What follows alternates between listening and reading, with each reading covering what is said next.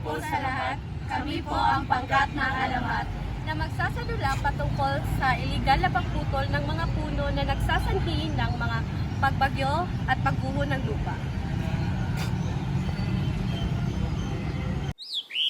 Isang araw, masaya ang mag-asawa na si Lanrel at Shandy habang pinapatulog ang kanilang bagong silang na anak. Mahal na mahal nila ito sapagkat ito ang kanilang kauna-unahang anak. At sa di inaasahang pangyayari, nagkaroon ng malubhang sakit ang kanilang anak.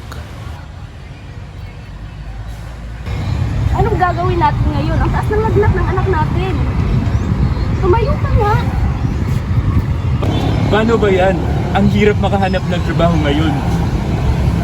Ibenta na lang kaya natin yung lupa. Ha? Ibibenta natin? Wala na tayong magagawa.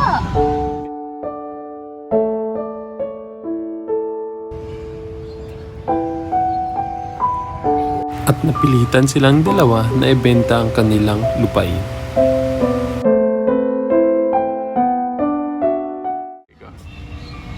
Saan ko kaya itatayo ang negosyo ko? May kakilala akong nagbebenta ng lupain. Tara, puntahan natin.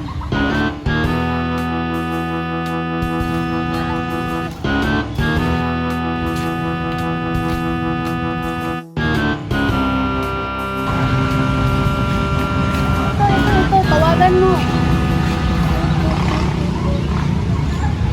Hello?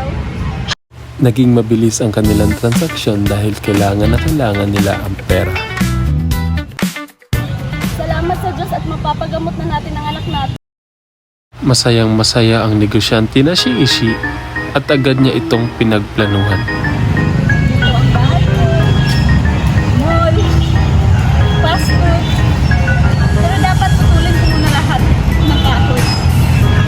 At pinaputol niya ang lahat ng kahoy na kanyang nakita.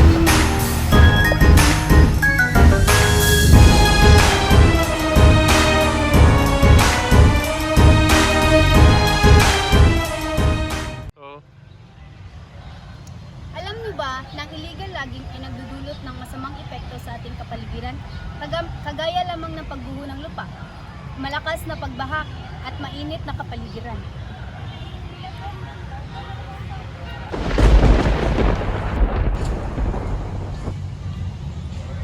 May paparating ata na bagyo.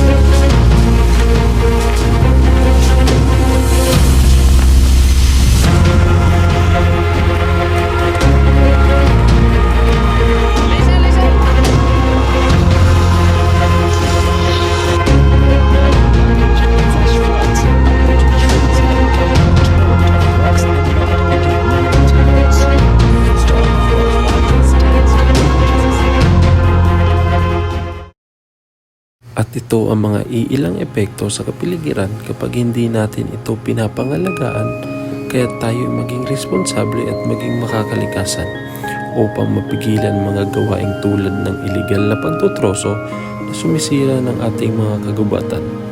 Ang iligal na pagputol ng mga puno ay nagdudulot ng malawakang pagsira ng kalikasan, pagkawala ng tirahan ng mga hayop, at pagbaha dahil nawawala ang natural na depensa laban sa mga kalamidad. Dahil dito, mas lumalala ang epekto ng climate change at nagiging dahilan ng pagkaroon ng mga sakuna tulad ng landslide at malaking pagbaha. Kaya't mahalaga na tayong maging responsable at magtulungan upang mapigilan ang mga illegal na gawain at maprotektahan ang ating kagubatan.